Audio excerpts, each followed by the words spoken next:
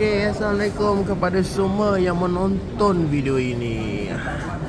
Hari ini saya ingin berterima kasih kepada seorang hamba Allah ni, perempuan lah. Dia belajar saya makan nasi goreng kepak ayam. Ni dia punya receipt dia. RM12 oh. Nasi goreng dengan kepak ayam saja dah RM12 di food court lah.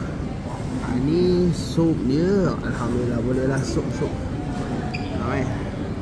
Dan di samping tu siap dia bagi duit raya gitu. Alhamdulillah, duit raya. Salam Aidilfitri, cantik dia punya ampau ni.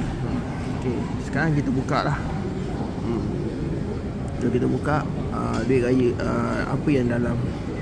Dia bagi berapa. Ni saya buka ni. Ish, alhamdulillah. RM5.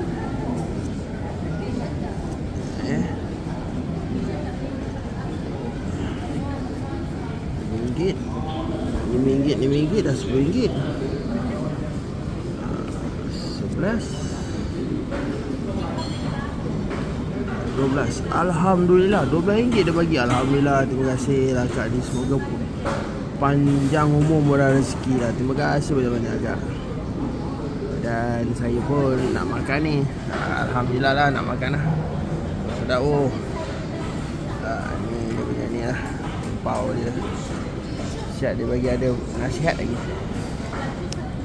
Romex The Grow. Alhamdulillah, masih banyak. Salam Aidilfitri.